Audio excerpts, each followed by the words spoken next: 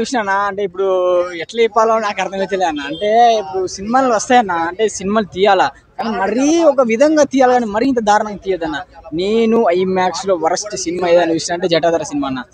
Real గా నాకు నేను ఎంతో ఉరుతా కానీ ఎవరు మాటలు కూడా వస్తలేవు అన్న. ఎందుకంటే సినిమా తీయాలి పైసలు కానీ ఏదో పడితే ఆ సినిమా తీస్తే ఎందుకు అంటే ఒక టికెట్ పెట్టుకుని పోతావు అన్న, 200 పొక్క అన్న ఆ సినిమాకి.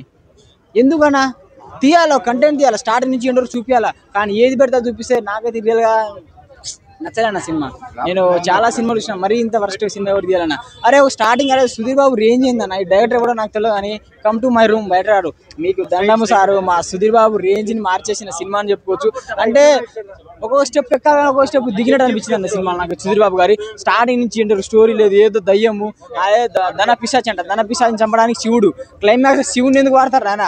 మీరు సినిమాలు తీయండి, డబ్బులు వాడండి, కానీ శివుడిని వాడాలంటే ఒక సినిమా కంటెంట్ ఉండాలి. ఆ శివుడు ఆ గూస్ బంప్స్ రావాలా, ఆ సినిమా ఉండాలంటే రేటింగ్ చేసి సినిమా కావాలి అవడాల సినిమా. కానీ అన్న చెప్పాలంటే సుధీర్ బాబు అన్న ఇలాంటి సినిమాలు తీయకన్నా. అంటే పైసల కోసం కావాలని నీ కంటెంట్ నమ్ముకో అన్న. కంటెంట్ కావాలన్న సినిమాకి. మరీ ప్రొడ్యూసర్ ఎవరో నాకు తెలియదు, మీకు దండం సార్, మా శివుని మాత్రం వాడకండి, దేవుని మాత్రం ఇలాంటి చెత్త సినిమాలకు దేవుని వాడకండి. వాడండి హనుమాన్ లాంటి సినిమా, కాంతార లాంటి సినిమాకి వాడండి, కానీ ఇలాంటి చెత్త సినిమాలకు శివుణ్ణి క్లైమాక్స్ మాత్రం దెంగిపిచ్చిళ్ళు. సో నాకైతే నచ్చలేనా. ప్లీజ్ అందరికి దండం పెడతా, ఇలాంటి సినిమా మాత్రం తీయకండి. సుధీర్ బాబు మీ రేంజ్ మాత్రం తగ్గియకండి సార్, ప్లీజ్ దండం పెడతా.